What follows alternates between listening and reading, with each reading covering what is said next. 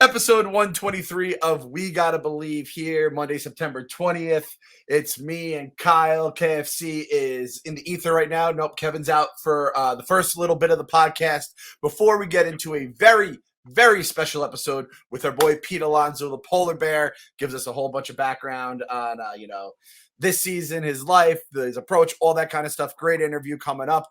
But first, Kyle and I have to talk about the current Mets. So if you're going to want to listen to the current Mets, we're going to take it easy. We're going to chill out right now. Hit the reset button on the day, the season, the year, whatever you want to call it. Got to get yourself a Coors Light, the beer that is made to chill. We've talked about it in the past. Coors Light is cold lagered, cold filtered, and cold packaged. It's literally made to chill. It's as crisp and refreshing as the Colorado Rockies. Perfect for a moment to unwind.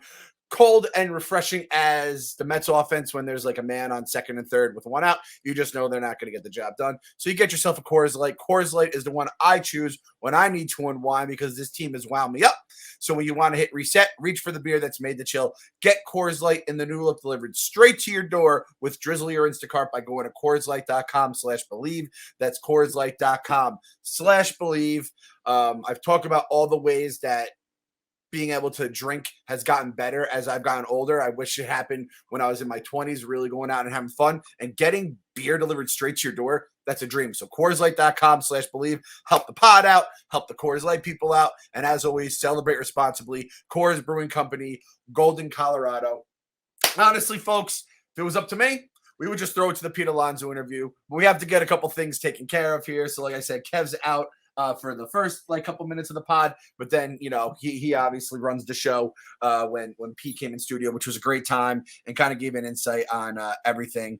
He was very forthcoming, I would say, too, with like I had never seen a long form interview where he speaks for that long that isn't just getting one-off questions from the media. I thought you guys did a great job with like what his mindset is going towards the team and like all that stuff. Obviously we're going to get into it, but I hadn't seen him like that and that like opened and honest with the questions you guys were asking him.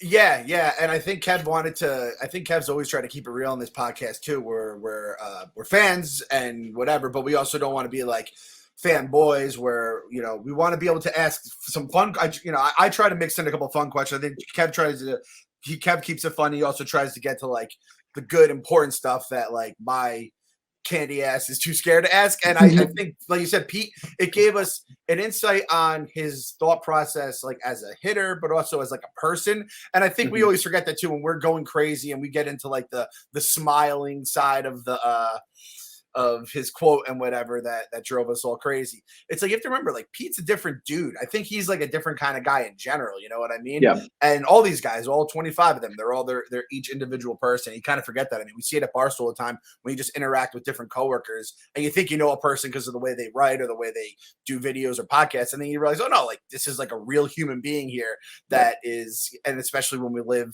life 280 characters at a time or 1 20-second snippet. So I thought it was a good interview. Pete's just like you wouldn't even know he's like Pete motherfucking Alonso guy just walks in the office low key. Frank was upset at me though. I didn't say this, and this was afterwards. Frank goes, "Why didn't you bring Pete Alonso over to me?" I was like, Frank, I was in the office at 11 o'clock. We went into like prep for the interview. You weren't in at 11 o'clock. How am I supposed to know you've arrived for the day? Barstool is like a come and go as you please.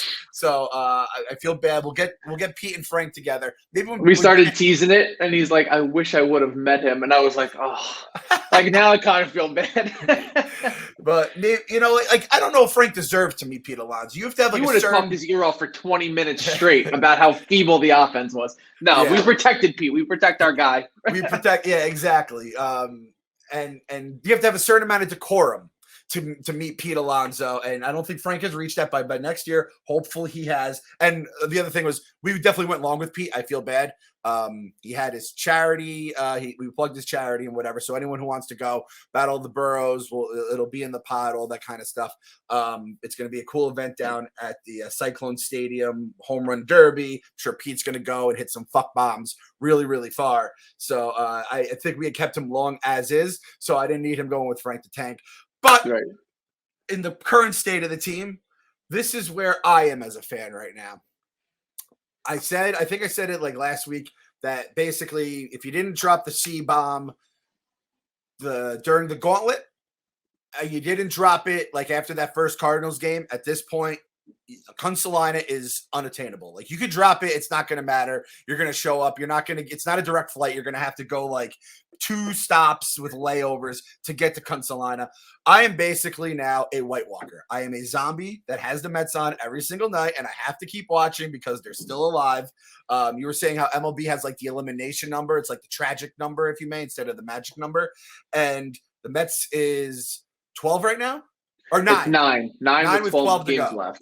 So that's not great. That's not great between us and the Braves, and then whatever kind of wild card chicanery you want to get into. I can't even worry about that.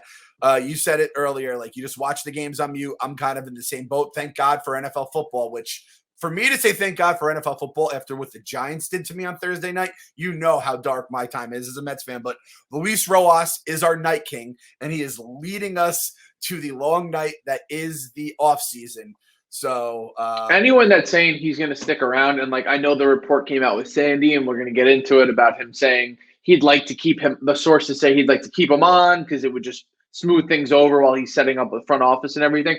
If you watch Rojas's pregame press conferences and stuff, that dude is the Walking Dead. He is the White Walker. He is the Night King. You're right, because his answers are just so monotone, and he seems defeated, and that's the guy that's leading the team. So it's never a good combination when that's the case. Yep. No, I think he's cooked for sure. Definitely. I think, and again, this is the thing about Rojas we've heard. It's like, well, and I've said it a million times. I don't know if it's the front office making these idiotic pitching calls or these pinch hit things that never work out, and common sense says you walk the one good guy in the lineup to get to the guy hitting 100 in like a 9th inning high leverage situation with Diaz on the mound, all that kind of stuff. It at some point the manager has to do it, and it's like, oh well, the players love him, especially the players that came up in the system.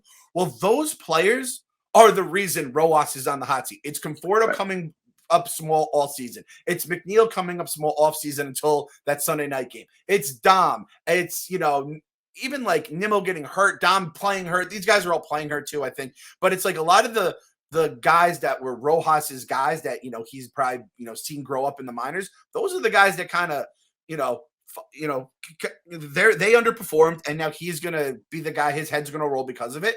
And I really can't be like, well, they really like Luis Rojas, and I'm sure the other guys from the other organizations like him too.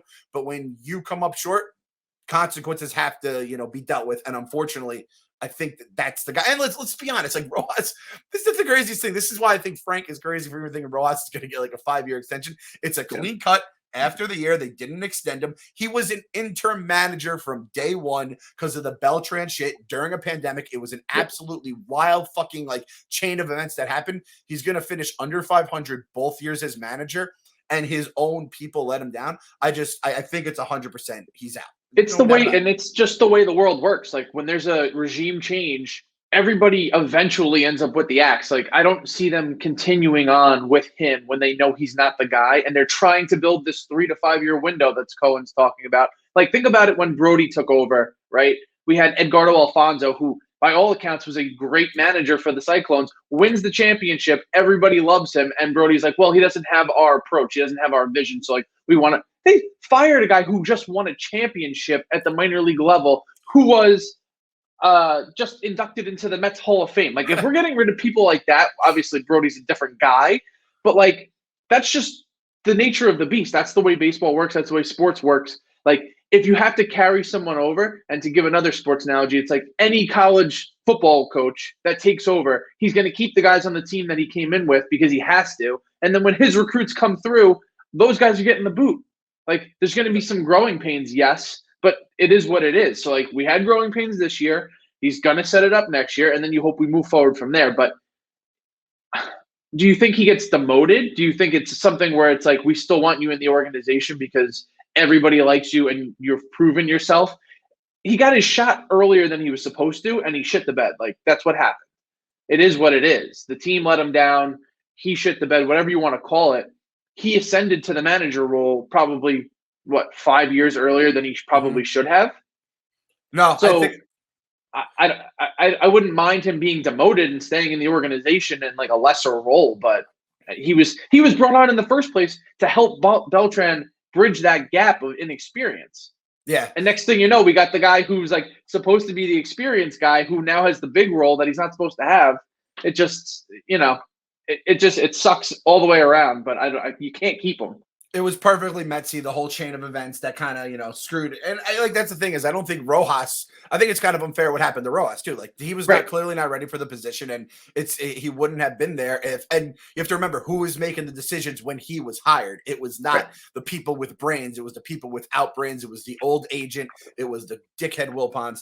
So it kind of sucks for Rojas. And now like the fan base is like, he's like enemy number one, but hey, I'm not going to feel too bad for the guy because he's ruined plenty of my nights the last couple of years. But I think you're right. I think it's going to be the Terry Collins treatment, go somewhere else in the organization. Granted, like he's a young guy just starting his career, essentially in this like stage where Collins is kind of just, probably counting down the days to retirement. But I think he'll have that option, whether or not maybe he goes somewhere else, his the Alus kind of give him an in somewhere else.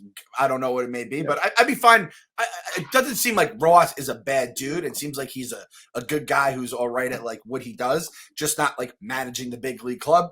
Throw him somewhere else in the organization. I truly do wish him all the best. And like you said, then we turn the page to kind of the big, stuff that's coming, which is Uncle Stevie's in charge now. He gets to, he should be able to pick his manager. We know our first GM got booted. Zach Scott, he kind of just signed his own, I think, demotion, pink slip, whatever you want to call it, with the DUI, whatever the fuck it was shit. So now it's who's going to be the guy running the team. And thanks to our boy John Heyman, we now get to dream big. We also, I came to a point during that Cardinals series, probably game 2, where I was like, you know what? Like, I'm not even going to get excited about this team right now. They're just going to let me down. When Yadier Molina and Adam Wainwright are gutting you 15 years later after the pitch heard around the world, I was like, it is what it is. So I was like, I'm going to get excited about the offseason. Look at the hot stove. We're going to warm up next to the hot stove. We got all the different, free agency lists we can look at again. We were not priced out of with the luxury tax and whatever comes from the CBA this winter. And a big part of that's going to be who's going to be running the show. Obviously, Sandy is going to probably stay, in his role for another year, but he's going to have someone actually run the ship. And it sounds like Uncle Stevie is going big game hunting for the names. We had Billy Beane was first on the list. Theo Epstein, they're going to go after Theo. And then David Stearns, the guy who runs the Brewers, who's an old diehard Mets fan, who he was turned down the interview. Brewers turned down the interview last time, right? Yeah. So it'll those 3 guys are in charge. First up, Billy Beane, interesting, obviously former Met. You saw him in Once Upon a Time in Queens. You kind of had fun with it too. Like, why are you guys talking to me? Like, I flamed out here. I got traded for Tim Duffel, and he kind of is.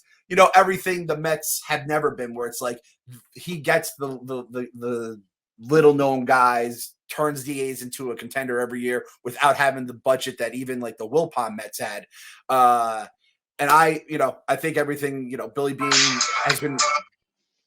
has been bandied about his name here, or I guess in the Northeast for a while, the Red Sox back in the day. I mean, go read Moneyball. Don't watch it, read it. I personally don't care for Moneyball as the movie. I know it's going to sound like a hot take. I hate being the guy who read the book. I really like the book. I just didn't. The movie never resonated with me, which might offend some people who think it's like the greatest sports movie ever. I don't really like it. What are your thoughts on Beane? And then Bob Melvin would potentially come with him. This is all like Kent Rosenthal, I think, just threw out a trade. And I think, the bow tie obviously knows what he's talking about. He probably knows what whispers are going on. The A's ballpark potentially falling apart in Oakland, so then they might move to Las Vegas. Beane having a part of the team might keep him there. But with all that shit show going on, this might be the last time where he's like, I got a big wallet, a team ready to spend, and an opening there. It's not easy to kind of have all those dominoes lined up. So Billy Beane's kind of the first name, and I think the most intriguing name of the bunch. I think that it's like that storybook kid that doesn't live up to his potential returns. Like he's always had a chip on his shoulder in Oakland as it is. Like he's always like the small market little kid who's just trying to get over the hump type of thing. I could see him wanting to come back. The way they laid it out, though, it's like these are the same people who were writing the headlines saying like, oh, they're going to go get Theo last year. Mm-hmm. Oh, they could maybe entice him away from MLB now that he's in this huge role with MLB and like supposed to build the future of the league and help out the commissioner. And like if you think Cohen can really give him that much incentive to leave that job to come to the Mets, Theo Epstein has already like solidified himself as a Hall of Fame executive. He doesn't really need another feather in his cap. I think he's onto something different. They're saying that they might give him ownership stake or whatever the case may be for that. That's what Billy Beane already got in Oakland. He's got a 4% ownership stake in the Oakland A's that he'd have to probably divest to come to the Mets. How much money could we really be paying him that's going to – 4% of a baseball team is like nothing to joke around about. Everybody's selling for a crazy amount of money right now. And if they're going to a new market and they're leaving Oakland, like all of that new money is going to come in. It's going to value it even higher. I think that it's a headline grab. I would love to get him, obviously, and Melvin as like a tandem group. And obviously they have the connection and the ties with Sandy. But Sandy was vice president of like baseball operations as like an executive. So I don't know how this works out strategically, but wouldn't that mean that Sandy was working for Billy Beane in Oakland? So he's going to turn around and come work for the guy that worked for him? Yeah, I do feel it's just like it's a weird setup top to bottom. Unless he eventually, unless they tell him, if you come, Sandy's going to be your boss for a year, then Sandy's going to retire, and then you could have that role and work it down that way. That's the only way I could see it, where it's like he's gotten a promotion where he's the head of the team completely. But it's just like too many moving parts. You're trying to hit like a moving bullet. Yeah, that's a good point. And I think anyone that comes here, it's like Sandy's here for, a year or two more, and it's going to be a transition no matter what. And I think Sandy, if you look in his eyes, will be like, please get me out of this. It's going to be like the sunken place, like the people in Get Out, where they're like, the tears are just streaming down his face. Like, I can't be here anymore. I've been here with the Wilpons, and even when the Wilpons are gone, I'm dealing with the same fucking nonsense every single time. And yeah, like you said, the Beane Alderson relationship, I think actually, like you said, it definitely helps the at least a narrative in our dumb Mets brains, piecing it all together, right? And Uncle Stevie's wallet, I don't know. I mean, fucking, like you said, equity, that shit is, you go for that before you go for the dollars and cents. Yeah. But now that's the thing, is now they're saying Theo, that was always the thing with Theo, is he's going to want a part of the team. So then it's like, you offered it to Billy Beane. Theo could be the next guy who obviously, we've talked about whether baseball is grooming him for a commissioner's role or something else in the future, and whether or not he wants to come. Guy had, broke the two biggest baseball curses of our lifetime. So basically anyone's lifetimes. So having him kind of complete the trilogy by the hapless Mets, bringing him here. One thing with Theo, you have to remember, both the guys that fucking embarrassed us in the last year are from the Theo Epstein tree. Not the best of looks. I don't know what other kind of things Theo has in terms of other people he deals with. I hope Billy Beane, I hope nobody has any other kind of fucking skeletons in their closet, because as we've learned, they're going to come out here in New York. Someone will be sitting on this on a story on somebody, and they'll just sit on it, and then it's like, oh, he's a Met. Let's run with it now. Let's send it to post. So it's like, I hope there's no fucking other gross shit in there. I mean, it's professional sports. There's a lot of stuff in the shadows you don't even like to hear about. It's seeing the sausage being made. But I think we've talked about Theo in the past, would welcome him with open arms, and God, just give me Theo. I don't want them to rush it, but at the same time, I don't want to be going into the winter meetings having the same conversation we had last year, which is like, we don't have anybody in place. Like, we're still looking for the baseball executives when we should be focusing on are we going to re-sign Baez? Who else is on the market? What are we going to do with Conforto and Syndergaard? There's so many other question marks that you didn't want to have to deal with the executives again this year after waiting last year. So I'd have to hope that they have people lined up, a plan in place this time around, in case we do get blocked from interviews, in case we don't have the right offers to the executives that we think they're going to sign for. If we're shooting for the stars on these guys, you need to get one of them this year, because last year everyone's expectations were that we were going to, and it came out, guess what? Turns out money isn't the ultimate decider. Turns out some people don't want to work in New York. That shit is possible, and we're having the Yankees mentality that everyone wants to come here, and that's just not the case in real life situation. So at the end of the day, they need to get this done quickly, efficiently, and before the winter meetings, in my mind. Yeah, you got to start before we could get the infrastructure and start building it, you need to have the guy making the blueprints for it all. And it can't be Sandy anymore. It has to be someone else. And like you said, the sooner the better. It's nice to know that money is not an issue. And you would think that the appeal of winning in New York is going to, appeal to some people. Not being during, the heart of the pandemic like it was last year. I mean, we're by no means out of the woods yet, but I do think like the whole country's all fucked up now. It's New York is no longer the epicenter of all this shit. So, and like I said, David Stearns, Mets fan, like lifelong guy, and whether he might be a guy that's like, he might have an option where it's like, hey, I feel like the Brewers will probably either be like, hey, we're going to give you this money here. Or, I think at some point you have to just let your guy go. He's built you up. The Brewers are like every single year, they're going to be heard from.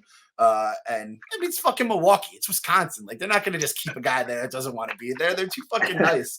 I have to actually, and I'm not going to even say the guy's name because he's a Yankee scout, but he had the perfect line about Billy Beane. He goes, Billy Beane's perfect for the Mets job. He knows what failing as a Met takes and is used to losing in New York. And I was like, motherfucker, that is good. That's good. And that's the only thing. Like, the A's always came up short, obviously, in the playoffs, especially when they would face the Yankees. But you would think that those, like, fill in the gaps by like, a $14 billion owner could probably fill in, some of the shortcomings of like the 21st or 25th man that couldn't come through in the big spot for the A's. Right.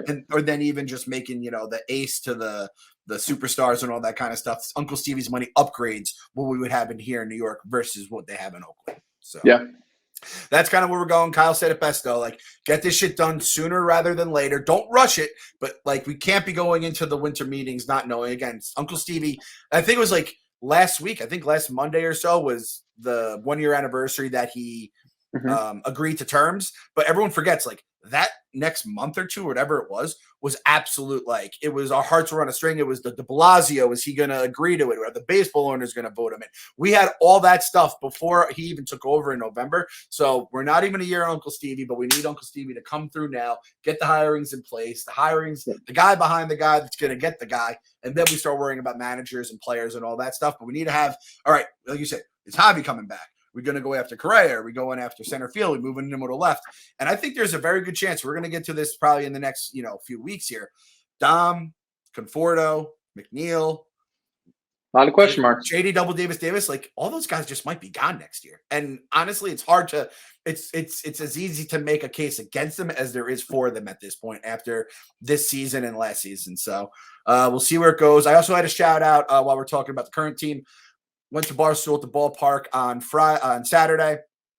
Fucking awesome time. It was it's been a crazy year, and I apologize to everyone who went or didn't get to go for some reason because of all the craziness that happened with Corona the first half of the year. We were rescheduling stuff, had like makeup events, and it was hard with our schedules too to get all the stuff on, to have all this there at different times.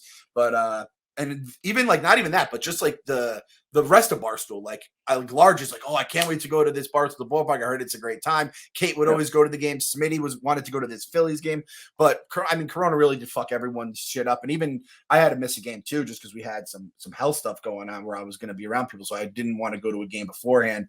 And but I went on. Again, that was what, September 18th. Saturday. My buddy Pally came up from North Carolina. He booked, and a lot of people who I was talking to, they bought these tickets in March, and they're like, "Oh man, Phillies, Mets, late September, here we go." My buddy Pally was like, "I thought this was going to be the game he clinched." Like, he was like, "This is going to be the game he clinched." I remember him saying that to me, and it's like, what is the opposite of clinching? Yeah, we were pretty close to that on that night, and it was an absolute awesome time. The kegs were getting just absolutely bamboozled by people. Yep. People were celebrating when they were refilling them. It was just an absolute great time. Frank came up. We had a "Shut the Fuck Up, Frank" shirt sighting. Shout out to the stoolie who wore that to the thing. And it was like, it was such a bummer. It was so great. It was so good talking to all the listeners, all the fans, and just all the stoolies. But it's also like, this can be so much more. We were kind of just talking, watching the game in the background. In my mind, Barstool, the ballpark, we get there at like 6:30. Once the beer opens, you get in, we drink, we have some fun, and then we're just locked in the game if it can actually matter. So hopefully next year, after we hire the right guy to run the front office, the right manager, the right players, but it's Barstool, the ballpark has been a blast since Kev started it years ago. It still hasn't reached its potential. It's the craziness, the kind of electricity you heard on TV during that Yankees series. You have people on dugouts with flags. That's the kind of atmosphere I want. Like I said, I want people playing trumpets for Edwin Diaz coming in. I want absolute chaos going up to where the point where like people are looking up at our section being like, is there a fight up there? Because I just hear people screaming. And it's like, nope, just a bunch of crazed Mets fans who all just like to have fun. And one asshole Met fan. Shut the fuck up, Frank. But it was a great time. I just want to shout out everyone who came out throughout the season, Saturday as well as the rest of the year. And again, apologies for it. It was like everything else in this world. Nothing is smooth. I go to the city. Yeah. It's off peak the trains. It's like everything, nothing is running right. And I swear to God, if everything isn't smooth by April of next year, I'm just, I don't know. I'm going to lose my fucking marbles. The hope is we'll have it all squared away for next year. We'll have it fresh, clean slate on the team, fresh, clean slate for Barstool at the ballpark. We'll get all the dates out. They hopefully, knock on wood, won't be moved, won't be canceled, because it's like one of the best events you can have where everybody's of the same mindset. Everybody's high on the team, especially at the beginning of the season. Right now we're, like you said, walking dead. It's muted. We're not really paying attention. It's white noise in the background. But even in those type of games, when you can go there and meet other Mets fans and like have a good time, just like commiserating the misery, it's just it's always a fun time.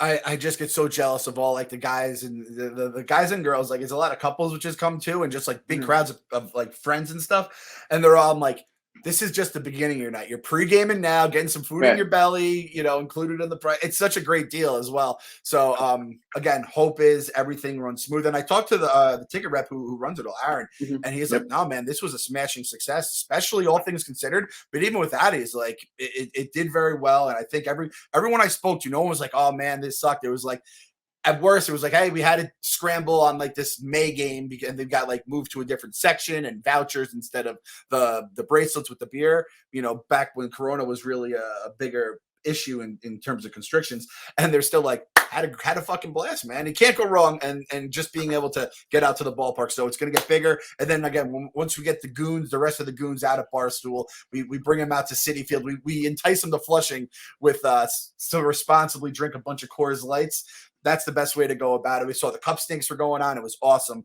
So we're going to get into the Pete Alonso interview now. I actually had to ask a question, though. This guy, Matt, he's one of the dark souls of Mets Twitter. And he's actually not as bad as Frank, but he's between Frank and KFC on the spectrum in terms of darkness of Mets hearts. Yeah. He said, just so we're on the same page, we're rooting for the Red Sox when they play the Mets this week, right? Oh. That's a tough one, right? Kind of. That kind of fucks. It's one of those, you're playing with house money. If you win, you win. If you lose, it's like, well, at least those guys aren't winning. I checked this morning. The Yankees are 1.5 out of the wild card. And, oh, God, I would love to just be able to be like, fuck you to all Yankee fans. You're in the same boat as us at the end of the day. And you guys were supposed to win the World Series 2 years ago. Yeah. It's like when your fantasy player is playing your favorite team and you're just like, I'm just going to let the result play out as it may. I will not, I'm not going to pull my heart or yell either way. Just going to watch. I can't root against the Mets, especially if they are alive. And like, again, I honestly, truly believe this team it's the zombie thing. They're going to keep us alive as much as possible. And I'm almost at the point where I think they're going to get to that Braves series, back 3, sweep the Braves, only to then watch the Rockies lose to the Braves in the makeup game the day after the season, the regular season ends. Because it would be so cruel. It would be so perfectly 2021 Mets. But oh my God, we'll cross that bridge when we get to it. This is baseball gods, I'm on to you. I know what you're going to do to me, so it's not going to fucking hurt. So don't even try to do it. If you're going to just kill me now. I'm Matt Damon in The Departed, just being like, just fucking kill me. Just fucking kill me to Leo on the elevator. So that's where we are right now as a fan base. We're talking about being Matt Damon in The Departed. Yeah, that is some dark ass shit. But as always, Kyle, no matter what, the highs, the lows, and the Metsy. Gotta believe. We're going to go to Pete right now. Great interview, and thanks for tuning in, everyone. All right, we got to believe featuring the big man himself. Pete Alonso's in the building. I appreciate you coming in the flesh too. It's so much better this way for us. The Zoom interviews suck. Yes. So yeah, I'm sure you. I mean, you know it better than just like anybody else doing press conferences and post games. It's terrible, right? It's definitely not the same as being in person, and for me, it's just nice that we're able to be able to do this again. It's great. Yeah, no, I mean, you can just get so much more out of it, For sure. We got the polar bear here, man. I know, the motherfucking polar bear, dude. He's here, dude. First off, how close did you think you were on that ball against the Yankees? I thought you got it, man. So you I hit the didn't- shit out of that ball. Yeah, it felt good off the bat. I didn't think. just move this a little closer. Oh, sorry.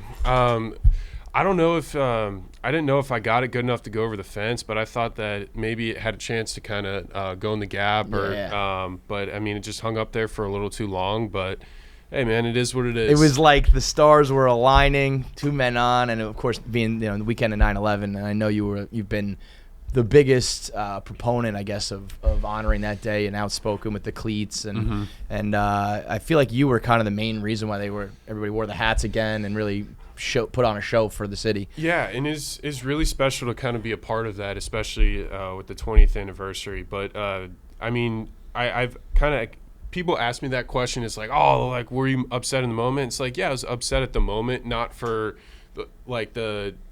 the moment being because it was 9/11, but it's more so that every single day we're in a playoff race right now. I mean, and the Yankees are in a playoff race as well. So basically, I mean, with everyone there, I mean, there was a lot of emotions going on in that series, a very chippy series. Dude, it was great. It was so entertaining to watch. But man. you got 2 great teams going toe to toe together, fighting for a playoff spot. And for me, that was, granted, like, when I'm in the moment, I wasn't necessarily thinking of anything else but trying to gain an extra game or half game up on whoever's in front of us. Yeah.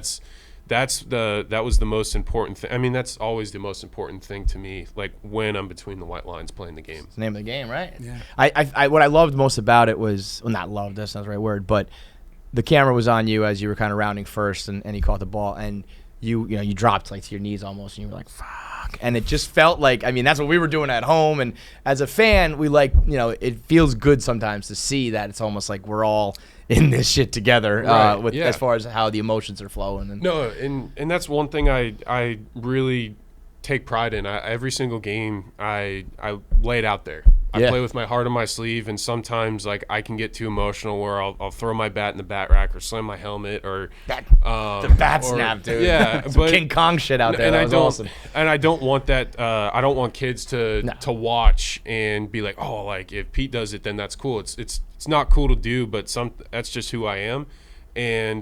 But after it's done, it's out, and then I don't like things festering inside, because that's when things get really bad. Gotta get it out, man. Yeah. It's a long season. It's a grind. Yeah, and for me, it's like, once it's out, I can be a good teammate. I can be like, okay, next thing. It's out. It's over. It's done with.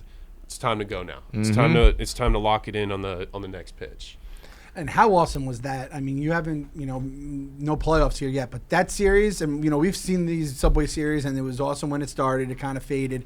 That was the most fun. That weekend was the most fun I've experienced as a fan with the other Yankee fans in the stands. And the Mets fans, we were repping, but the Yankees fans were going back and forth, too, the whole time. Dude, that was just a baseball series. Like, that series was unbelievable. The entertainment value and the fans. I mean, the back and forth, the comeback wins and losses. Like, I mean, it was...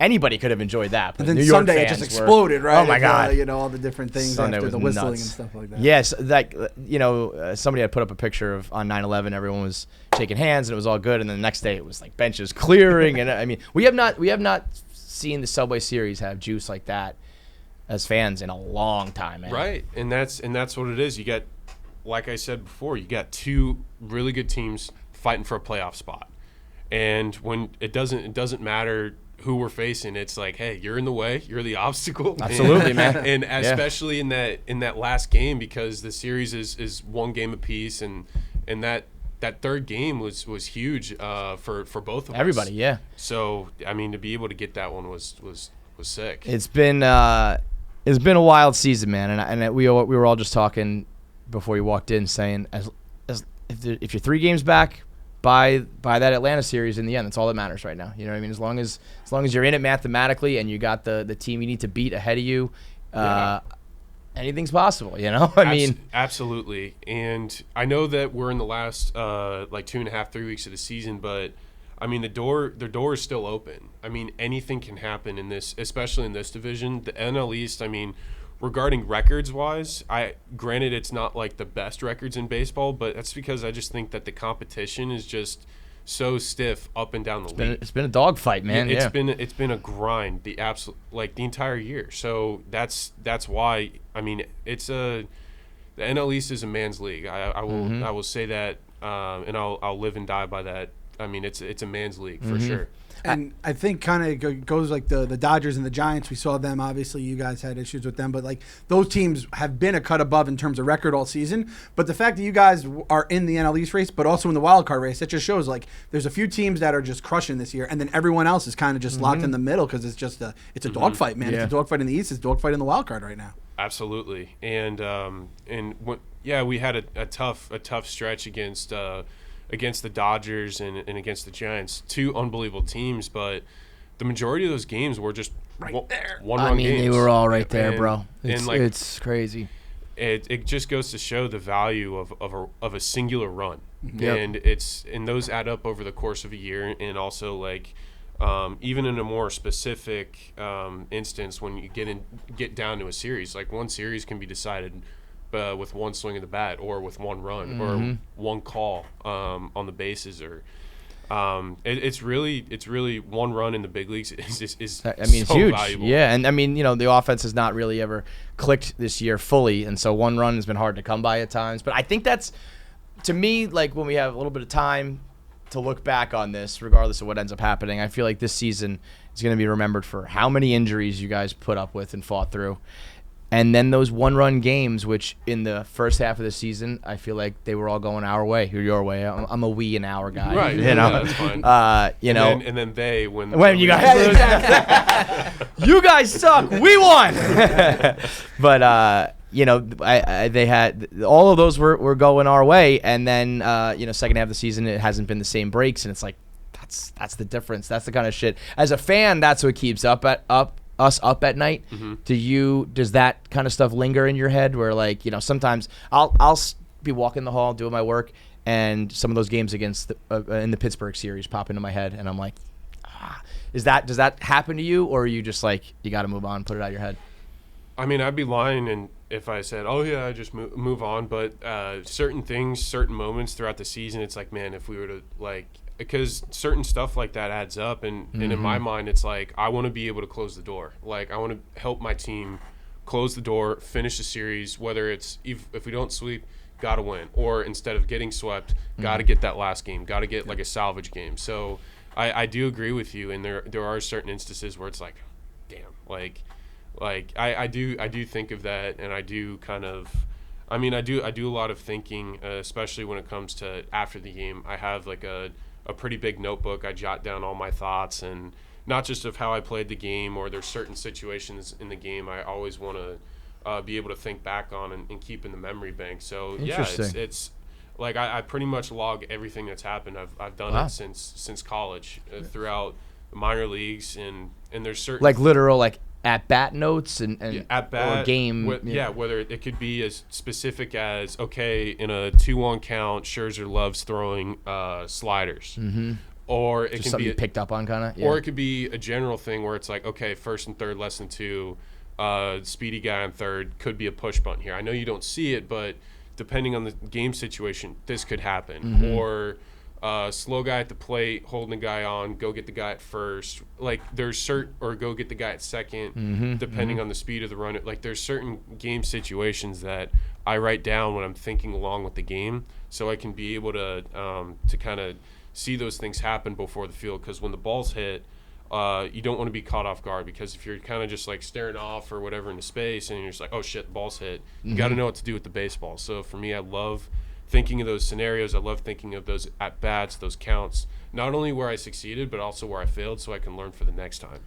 In that notebook, if I were to read through this season, what do you think would be the high note? What do you think would be the low note, or most important note, or however you view it? I actually try and keep. I always like take like a moment, because when I write, I try and be as unbiased and as honest as I can. Granted, I'm going to be biased because I'm writing about myself, Sure. but there's certain things where it's like, God, your approach today was absolute dog shit. What were you doing? Like, and that's the God's honest truth. It's like, yeah, your approach was dog shit because you swung at all sliders in the dirt, you swung at fastballs at your eyes, and you didn't swing anything in the zone.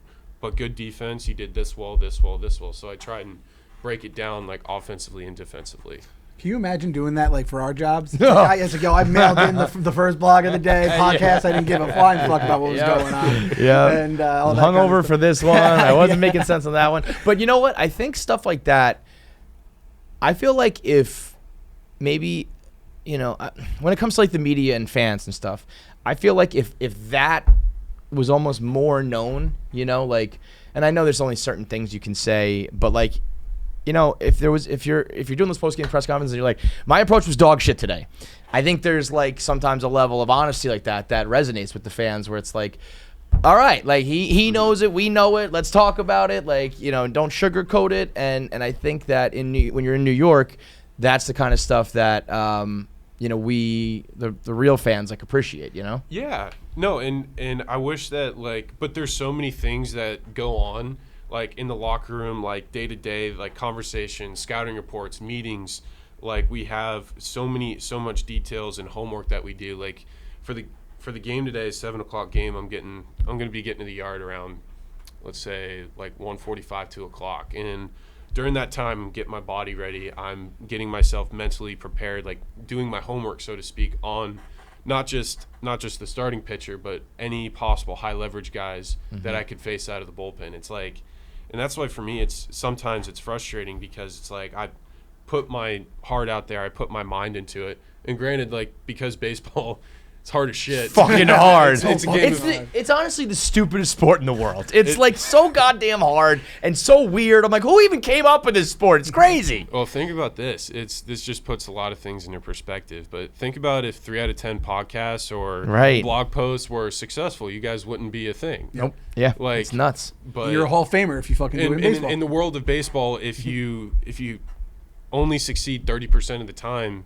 It's like, wow, this guy walks on water. This guy's Jesus Christ. And then what's even crazier about that is like you succeed 300%, 30% of the time. You're an all-star. I'm 24%, and then you're like, maybe I'm getting sent down. Like the margin is so razor thin, and it makes all the difference. But it's all at the end of the day a lot of failure. Yeah, and those margins, because they are so small, it's crazy. Like. If you just walk 5 more times a year, that could boost your average 5 points. Right. And it's like, all right, maybe if you walk a certain amount of times, like 10 times, that's 10 points on your average. Or it's like, man, maybe if I would have did a little bit more research, I could have had a positive result. Mm-hmm. Even if it's not like a hit, it's like, man, I could have lined out or moved a runner or got a sac fly or been able to get my job done or be able to execute my job. Because the amazing thing is like in baseball, it's 9 against 1. Yeah. And you hit a line drive, like I could hit like kind of like that the 9/11 thing. Yeah. Smoked it. Crushed it. It was like 107 off the bat. I did my job. Right. I wish I had a magic wand and point the ball to the seats or point the ball to the green grass, but I did my job. Right. And I think Gardner was out there and he did his job. He caught the ball. Yeah. And sometimes you just have to tip your hat and move on. And the thing is, there's 162 of those games in every game. There's 3 outs on the top and the bottom, and we treat every single pitch like it's life or death, where we should be like, that's the NFL. 16, 17 games now. You could be like, all right, we need every single play that matters, and at the end of the day, sometimes you just be like, let's just chill. But baseball fans, like our brains, and I guess New York fans in general too, our brains are just like every single thing. It's like, oh, this guy, you make one pitch, you make one at bat, and again, like you said, that can change the entire game. But it just drives us crazy. We were trying to figure out why, like. We shouldn't really live on every single game because there's so many of them. If anything, baseball should be the sport where you kind of are relaxed the most in the regular season because there's so many games. It's music playing in the background. It should be, but it just goes in your soul. But I mean, forget about living on every game. It's every inning. It's every pitch. It's every and it's. I mean, as a fan, it's trying and taxing. I wonder though. Is it? It's your job. It's what you do. It's what you're good at. It's what you're used to. I think as fans, we're like mentally ill with how much we seriously like the amount it can affect me. It can ruin my week. It can make my week. I'm like, this is not normal to be this invested in something I have no control over. But as a player, do you feel like you're hanging on every game, every moment, or is that something for the fans to be crazy about? Well, I do. In the moment, like I want to be locked in every single pitch. Kind of like you said about that. Yeah, like in the moment you wanted to get it done there. Yeah. Whatever's happened. I can't change the past. Yeah. So it's that's the thing for me because baseball, like I've kind of sometimes I try to embrace failure as much as possible. I'm not saying that to be complacent, but I know failure is there. I'm not saying failure is my friend. I just know it's going to be constantly present, and then finding those margins to help me win as many pitches as possible. That's the thing that I try and do. I know failure is going to be there. That's a constant. Yep. Yeah. If it wasn't there, the game wouldn't end because you wouldn't get out of the first inning. It's Right. going to be 100-0. No, I mean that's the nature of baseball, right? And that's why in that notebook you got to write, I hit the shit out of that ball. Yeah, not my fault. Not my fucking fault, man. Do you put those in there? You're like, holy shit! I can't, like. Do you ever have that moment where you're just because you're P fucking Alonso, you're like the StatCast king right here? Have you had a home run since I guess you entered the bigs, we'll say, or even in college, or even I guess younger, where you're just like, I can't believe I hit that ball that hard. Like one smoke shot like over the fucking. There's actually a couple in my mind that stand out. The first one was it was in Atlanta, and it was off of Venters. And I think it was 118 at 17 degrees. It just was kind of like just this absolute seed, like 3-wood shot right in the fountain. I'm like, oh my God. I blogged that one. I remember blogging that. Peter Alonso just broke water. Do you? Well, so give me the other ones. And the other one was, it was, I split the uprights in Cincinnati. Where they have those like smokes, the riverboat smokestacks. Yeah. It was like I think it was like a 2-2 count. Threw me a fastball down and away, and I don't know how I just stuck my bat out there, and ball hit sweet spot, and it just didn't stop going, and it went between the uprights. I'm like, oh my God. That was what I think. I know for myself and probably most fans when you first came up was so noticeable.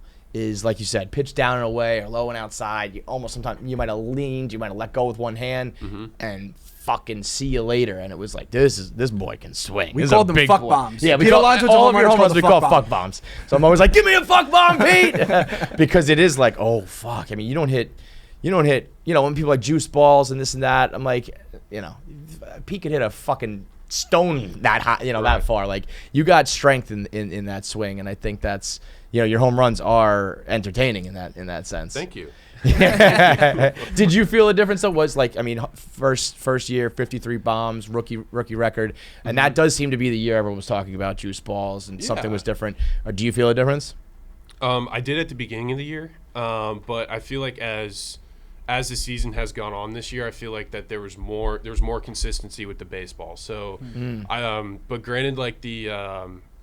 It's leather. I mean, I don't know whether it's like the leather of the cow, how they're wrapped, and like, the baseballs weren't as consistent at the beginning as they have been midway and up to this point because, the machines don't make the baseballs. It's every baseball is hand wound, hand stitched, and the baseball is like it's a natural product. You use leather to make the baseball, so. It wasn't as consistent at the beginning, but I think that as the years kind of progressed, they've gotten more normal, which is great because at the end of the day, you want to be using the same thing consistently. And just something somewhere in the middle. Like it was fun watching balls fly out of the park that year, but then I think you thought they switched it back, and then it's like now there's too little, and now just like find something in between where it's not a gross advantage for one side or the other, pitcher or hitter. I think that's what's best for everybody. For a sport that loves to be like, all right, we want everything to be the same. So when Babe Ruth hit his home runs, it's like Barry Bonds hitting his and Pete hitting his, and it's like, but you guys change the shit all the time, and then you ignore things that happen. It's a crazy sport in general. I want to know. When you were a kid, were you the kid that was always just hitting these balls that like the kids in the outfield is like, everyone watch out, Pete's at the plate. Back up, Pete's up. Because like you're a big guy, but you're not like this like hulking figure. But it's like it's almost like Giancarlo Stanton too, where it's just like your body was made to hit that ball and hit it fast. So were you hitting the shit out of the balls like in Little League? Yeah, I've always been able to hit the ball hard. I've always been able to hit the ball hard. And for me, like the cool thing about growing up, I grew up in Tampa, and baseball, it's so entrenched in the city, not because you have so many spring trainings, but there's fields everywhere. And everyone grew up playing. And you have so many big leaguers from the Tampa era. You have Tino Martinez, Luis Gonzalez, Gary Sheffield, Doc Gooden. Yeah, I just, man, Wade Boggs went to my high school. You have, and not just now, you have Lance McCullers Sr., Lance McCullers Jr., Christian Arroyo, Brett Phillips. I mean, the list goes. Oscar Mercado. I mean, the list goes on and on and on. And it feels awesome because there are kids that I played against, like that we grew up playing Little League against each other, and we're playing against each other in the big leagues. That's awesome. It's cool. Just such a hotbed, not just of talent, but just kids that want to play baseball. Which is like what special. You need. Like that, I mean, more of those all across the country. You know what I mean? Because that's what's going to keep the game alive, is having kids who want to play in towns like that, where it's like the sport. Yeah, and also Tampa, it's great weather, and we can play all year round. Yep. Did you play any other sports growing up? I played them all. I played lacrosse. I played football. What position you play in football? I loved playing tight end, fullback, and middle linebacker. I stopped. Middle linebacker. Watch the fuck out. I stopped playing football after my freshman year. Just because I knew, like, baseball, I always loved baseball, but at some point you gotta be like, okay, this is what I'm gonna go try to make my life, you know? I mean, I'm not gonna lie, I miss strapping it up. Yeah. I mean, and for me, like, I didn't know, like, my last game, like, as a football player was my last game. It's like, oh, I'll play 2 sports next year, like I did this year, but it's like, no. Yeah. So, which for me, I wish I enjoyed my last season of football a little bit better, but other than that, like, I mean, I played basketball, I played soccer as well. I think that kids growing up should play as many sports as possible, because I just think I just think that you should be able to expose yourself to different athletic movements and expose yourself to not just different people, but just a different environment. And I think it's absolutely great. Like, if you got any dads out there or kids listening, I think that it's so important to play as many sports as possible until, like, you choose, all right, let's say, like, high school age, like, this is the one I'm going with. Well, we'll talk about the charity in a little bit and kids and whatnot with sport, but we do got to touch upon what I think has been the other. I said, when we look back, we're going to think of the injuries and some of the one-run close games, but this has also been the year of the fans and their relationship with the team and the franchise. Mm-hmm. And here at Barstool, we've almost had like a dissension where it's like you're on one side or the other.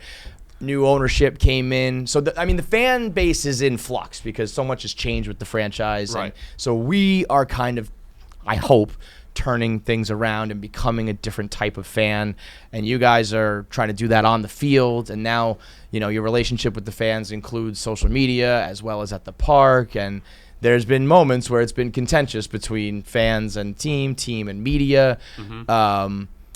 And I think it has a lot to do with social media. And I know at one point did you just say, fuck it, I'm done with Twitter? Yeah. Just because it's toxic and stupid? Yeah, not just with Twitter, because granted there's some incredible things that were able to happen because of social media. And granted, like, so much positivity can be put out on social media. But with everything, and especially in social media, it's a double-edged sword. Mm-hmm. And I think that for me, in order to kind of start this year, I think that I did need to take a break, because like there's a lot of things. Like, for me, it's not just me myself getting messages. It's my future wife getting messages. It's my mom, my dad, my brother. It's right. It's like, listen, like, if you have a problem with me, like, yes, if I go 0 for 4 strikeouts, tell me that I suck. Right? Like, because, I'll agree. But my approach was dog shit today. Yeah, it says it in the book. Right. Yeah, exactly. I wrote it down. Hey, I'll show you. I wrote it down. It's in my notes. Yeah. But on the flip side of that, it's like you don't need to bring my family or my anyone else. Like, it's to me, like, you. just tell me. It's like and also, like, I'll agree with you. Yeah. It's like I had to now. I mean, there's no room, no excuse. Like, I don't think anybody agrees with anybody going after family members or death threats or anything of that nature. But with that still happens. Right, and that's So not to discount that and poo-poo it, but I'm saying we all agree that's absolutely heinous. Nobody should be doing that. With taking that aside, within the fans who keep it relatively safe and all that. Right. the Mets fans have been around for a long time, and the nature of fandom is like, you'll go on and have your career hopefully here forever, and then you'll be done. We'll still be here, or people leave in free agency. We're still here. So we've dealt with a lot of negativity and a lot of bad teams, and we had terrible ownership before Steve came in, and so we are like born out of negativity. And Right. Clem has always been a little more positive than I have. I was always horrendously negative under the Wilpons because I just hated them. You don't have to comment on that, but whatever. But now with the new with Cohen, I was like, this is it. This is what we've always wanted: is an owner with money who likes the team, who wants to spend. And now that I he's have smart. that, Say and he's smart. he's a Everyone smart forgets fucking guy. Smart, Yeah, and he's brilliant. He's Bobby Axe. Let's call it what he is. And so I've been like, let's stop with the negativity. Let's stop complaining. Let's try to be a fan base that like they like, and that guys would want to come play for. And there's still a lot of people I think have that negativity like embedded in them, who are still kind of ready to pounce and talk shit or say, oh, same old Mets, that kind of shit. So like within those camps of fans, forgetting about the people who obviously take it too far, what do you and the clubhouse and some of the guys feel about the Mets fans, if you will? Well, I can't necessarily speak for like the clubhouse, but I can speak for myself. And for me, like since I've came here, like yes, there's positive and negative like people. I know that, but Mets fans have treated me so well, and I can't that's one of the huge reasons why like my fiance and we created our foundation, because not just Mets fans but New York in general has welcomed us. And yes, if I go 0 for 4, like no shit, I'm gonna get booed. I understand that, me personally, but for me, like I've been welcomed with open arms here, like, and I think that for me, I try to be as authentic as I can. I play as hard as I can, and I play with I lay it out there, and I feel like that even though positive or negative, people reciprocate that and have welcomed me here, and I'm so appreciative of that. And because I feel such a strong connection with the fans, and if we win, it solves everything. It's crazy. It really is. But It changes everything. and listen, like I understand that, and for me, like I feel like in New York, like when people are frustrated, like believe me, it's there in my notebook. It's there after the game. It's like when if I strike out and people are like boo, yeah, I feel the same thing. It's like yeah, me too. Like I get it. Yeah. And for me, it's like I'm just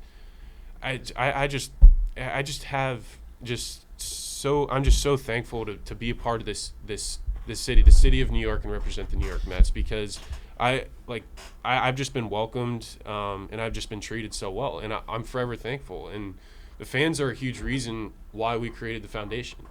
I feel like the way you handle that frustration is where that's gonna make the difference, right? So you seem to either internalize it and then get it out in the notebook or whatever it may be.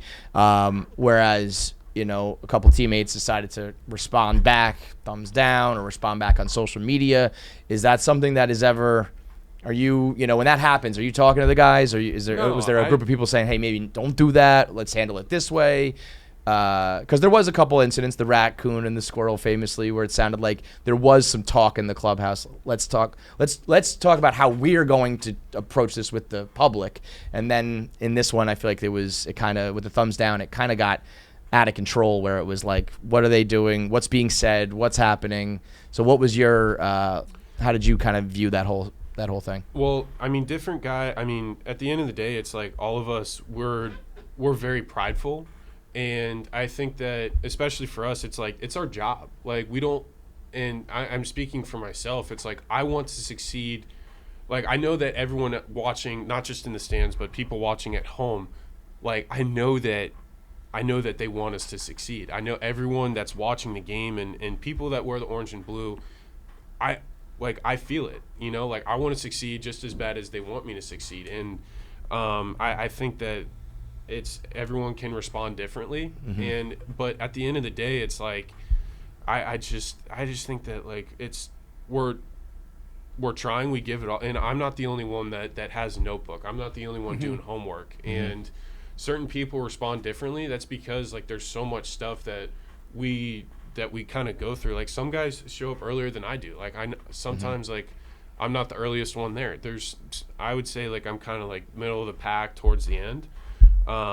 but there's guys that get there at 12:30, do their homework, and really dive into it, and they take pride in what they do. Not just like in between the lines, but they take pride in all the hard work that they do. So before it, and I think it can perceive in there. It's like, oh, they don't see the They stuff. don't get that. Yeah, they don't see the work, Mm. and they don't see the what they're trying to do before first pitch is even thrown. Right, So right. it can be a misconception, and I just think that it's taken out where it's like, listen, I just think both people want the same thing. Yeah. Like, Yeah, no, at the end of the day, we do. I think I understood the thumbs down. I think it's stupid because I think just as a word of advice from a guy who's been a fan for here, you'll never beat, quote unquote, beat the fans because it's like fighting the tides. You know what I mean? There's just so many people. They're loud. They're obnoxious. There's smart ones, but there's dumb ones. And it's a stupid fight to even take on. But I also understood the idea of like, those guys felt like they were getting booed all year, even when they were 4 games up in first place. But I just don't think, it's the right approach. Did you have any moment where you're like, I don't think we should do that, guys? Or was it just like, yeah, do whatever you feel you need to do? I mean, for me, it's like I think whatever whatever you feel, because for me, I hate, because for me, like I'll throw shit, I'll break my bat, like I'll throw my helmet, throw my bat, but like that's how I get it out. And if certain guys express themselves differently, it's like, listen, they're doing what they're expressing themselves. Mm-hmm. And granted, some people like didn't like that, but I just think that in New York there's this one overarching statement that has stuck with me, and it's the best statement ever: you're damned if you do and you're damned if you don't. Yep. Because there's always two sides. Like for me, like I've gotten criticism for being too positive. Yeah. And that's just who I am as a person. And Hear that, Kev? Yeah. No, I know. Well, no, it's funny because No, like but- there was the one your one quote that was like, just smile, man, like it's baseball, and like be happy that we're playing.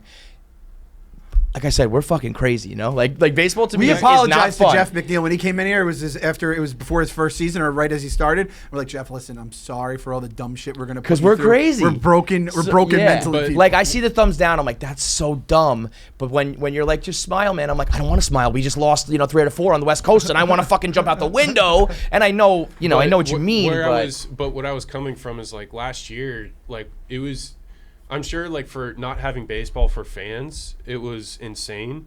But for us players, what I'm saying, it's like the fact that like we got baseball ripped out from underneath us last year, like with the pandemic. And for me, like I was just showing it's like regarding like, yes, sucks that we lost. Yes, absolutely. I agree. But the fact that we were able to play a game, and the fact that people were able to be in the stands or watch a game, I just think that like for me, I just have such a appreciation for the game of baseball, because for me, like I've been playing ball since I was 3, and I've thought about nothing else. I never wanted to be anything else. Right. And the fact that we got to play a game, like a big league baseball game with people in the stands, people watching, like a normal production of the game, it's like, this is sick, because last year it's like we didn't no one knew what the hell was going to happen. We didn't know if there was going to be baseball that year or the year after. No one knew when there was this big question mark, not just on baseball, but on life. Yeah.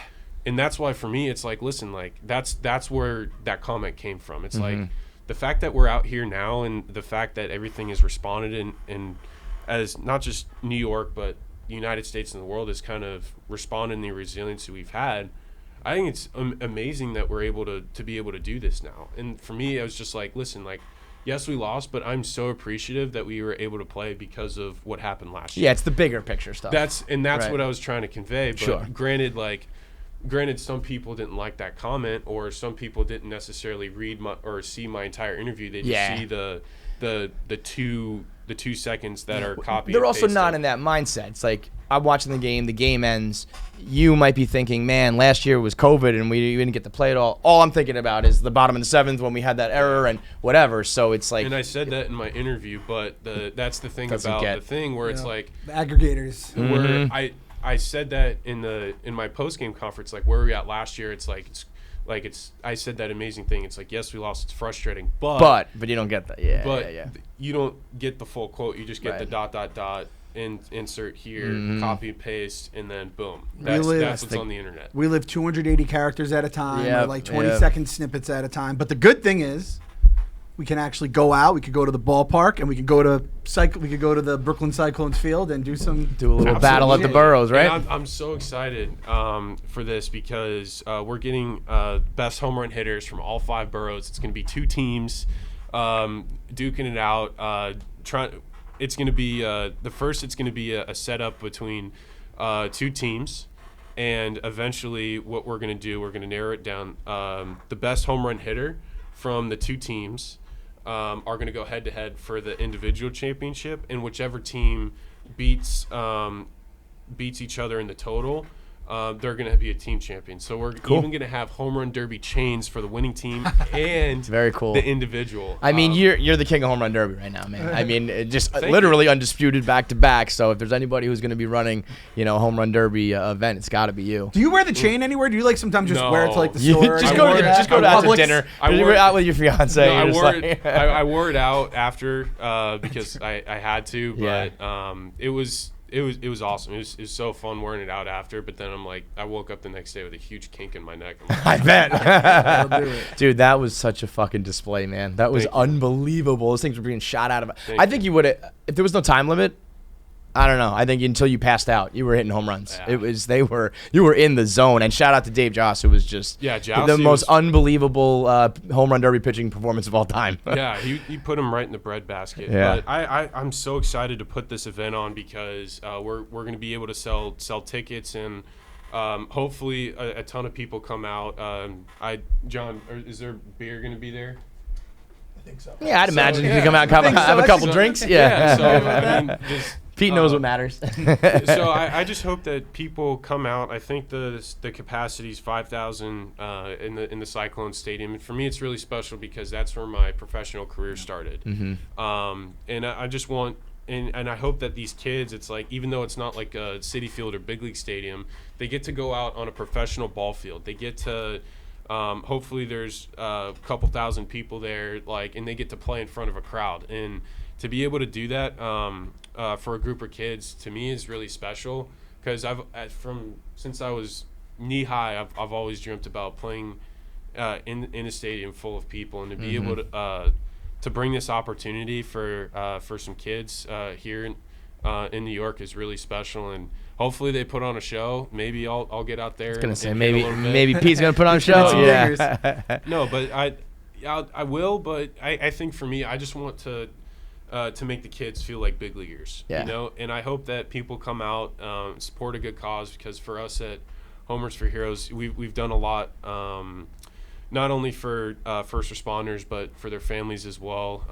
Also, we really put a speed up on the process of getting our foundation started because of the pandemic, because there's so many people that we wanted to just help.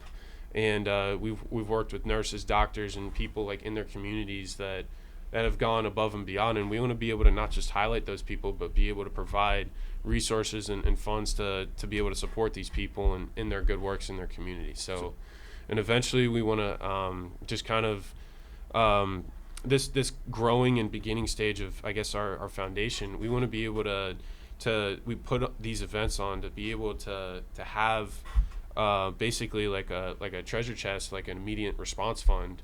So in case something happens, it's like, boom, Homers for Heroes is there. We can make a difference. We can help. Let's say, if a hurricane, natural disaster, earthquake, or anything, we want to be able to help respond and give funds to people on the ground helping. And also, there's so many people in communities here in New York that are just so deserving and that do so much good work, whether it be teachers, firefighters, or any cops, anybody who's going above and beyond to save lives or to put others in front of themselves.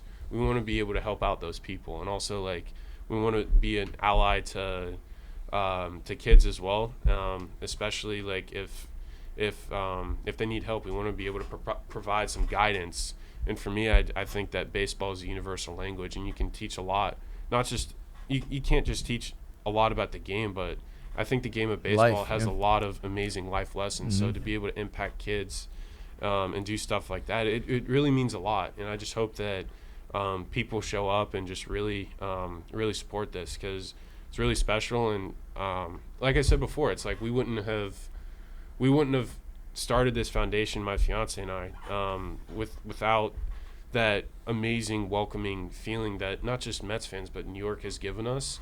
And we just want to give back, because New York has welcomed us with open arms and has just given so much, and we just want to give back.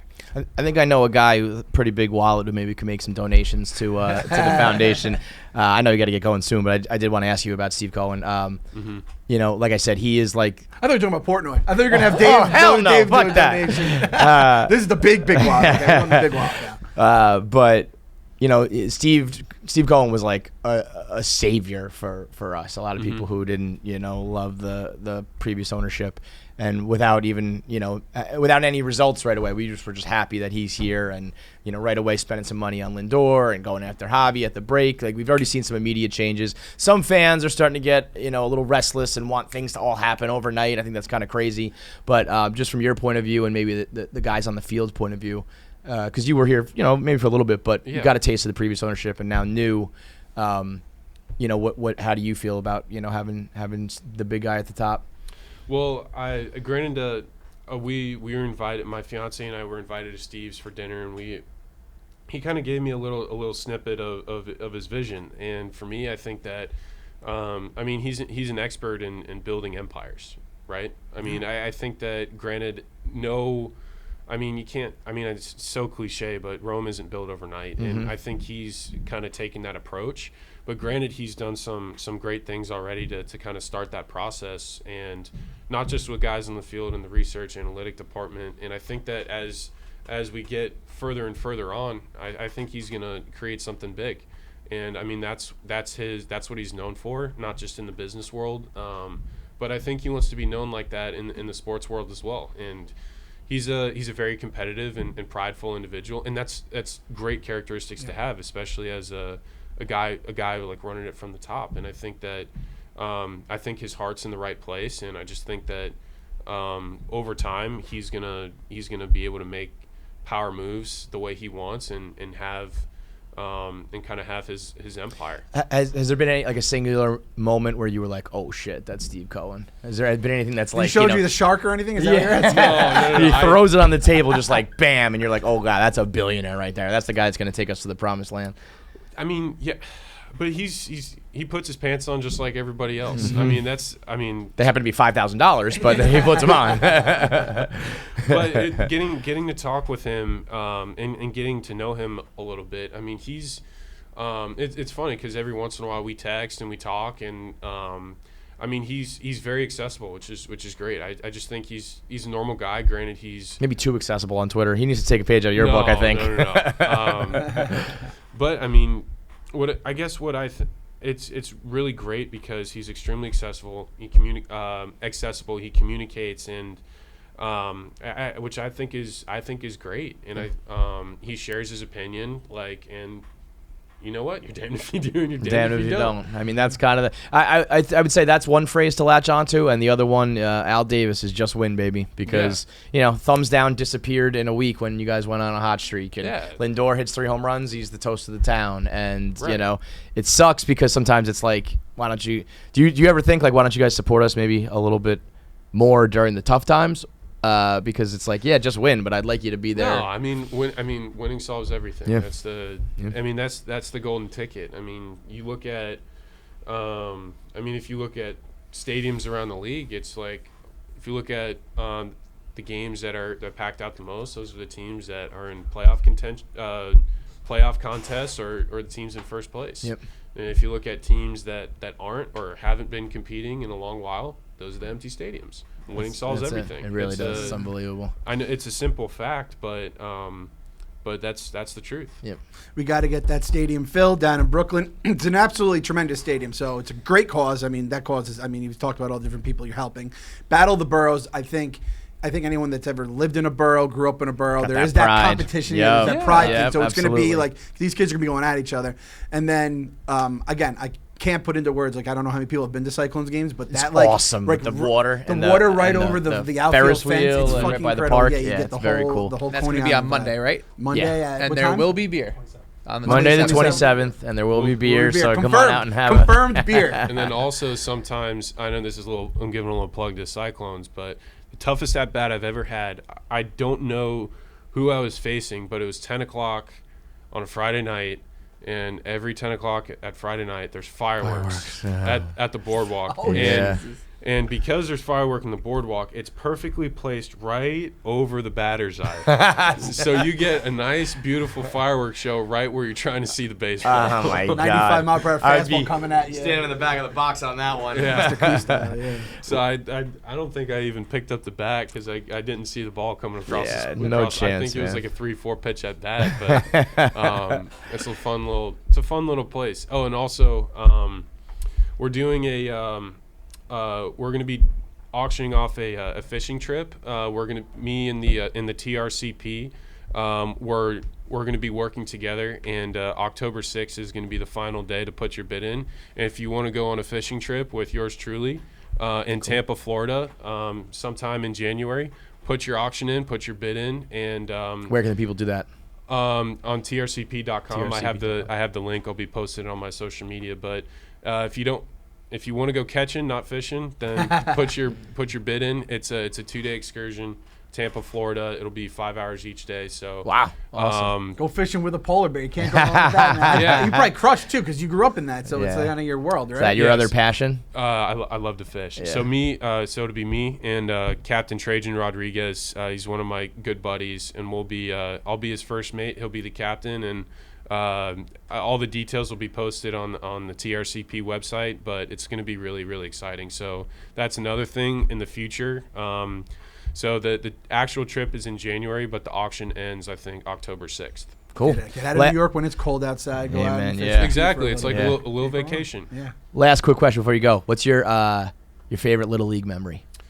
You have a moment, a game-winning home run, a World Series, Because that's when you at-bat? geeked. Pete's still geeking right now. That's when man. you geeked But tonight. everybody's got it. You remember that one moment, good or bad. I mean, Little League is some of the finest times for anybody growing up. So.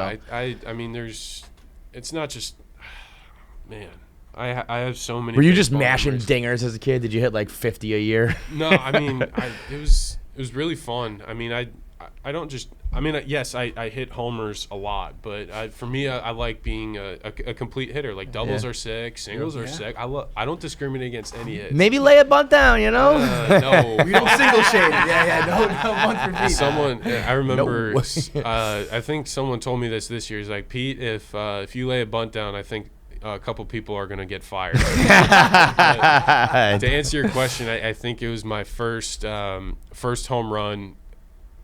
I think it wasn't Little League, it was travel ball. So I was 9 years old, and I think it was like, I call it my first home run because it was like, it wasn't off a tee, it wasn't like coach pitch or anything like that. It was like kid pitch. That's Yeah. when like Yeah. Yep. that's when like shit counts, quite Yep. honestly. Yep. It's Yep. like, or it's like in T-ball, if someone's throwing the ball around the field, yeah, you went all the way around, but that doesn't count. It's yeah, like it's an over the fence. Yeah, yeah. over the fence home run, Yeah. kid pitch. It's not someone's dad throwing. It's Right. And for me, it was just really special. I remember it went straight out to center field. I was so we played 2 games that day. The first game, I think I was just mad.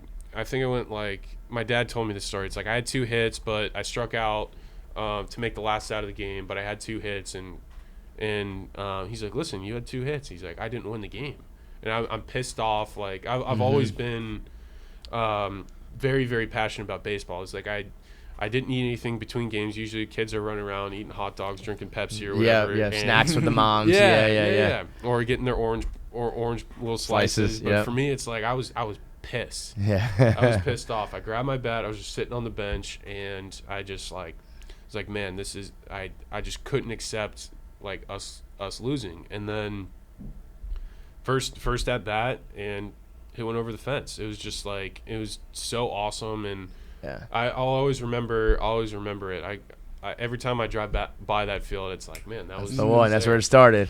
So- Hundreds and hundreds and hundreds of home runs later, here you are, man. Yeah, I mean, it's truly special, and I'm just really Is excited. it second fastest home run to 100 ever? Yeah, Ryan Howard, man. son of a Fuck, I'm fucking Ryan Howard, whatever. We're going to be the fastest at 200 and 300 and 400 and get all the way up to 800. Let's do it, man. That's the plan. Let's do it, bro. Really, really appreciate the time. Yeah. The event sounds awesome. I hope you're here for a very long time. Thank you. On behalf of the fans who, while having a lot of expectations and whatnot, but also understand that like it's a process and there's a plan and you got to give it some time. Like, we got your back. We're behind you. And even when it doesn't feel like it, and I'm sure there's a lot of loud people who are talking a lot of shit. And I've been going against the fan base myself, but I do think deep down, I think Mets fans are knowledgeable. They are passionate. They just want to win. We've been getting shit talk from the Yankee fans our whole lives. And this, you know what I mean? And so, just know that deep down there are a lot of fans who really do want to see us win, and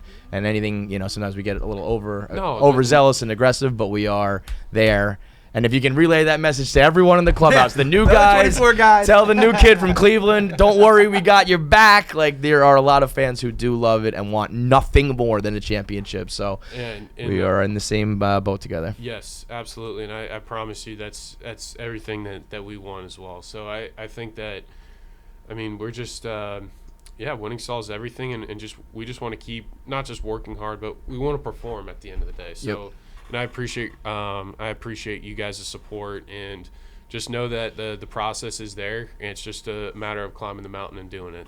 Dude. To borrow a phrase, LFGM. Yeah. You got me hyped with that shit, Landry. You that was all so the way smart. back You in. knew exactly what you were doing, right? No, I didn't. Oh man, it was so great. I said, how great is it to be an athlete where all you got to do is drop an F-bomb, or just literally the F. You don't even have to say the word, and fans are like, "Fuck yeah, let's go!" It was amazing, man. Great shit. Thank you. I remember thinking that all he had to do was say F, and now now everybody loves it. And then it's who great. was saying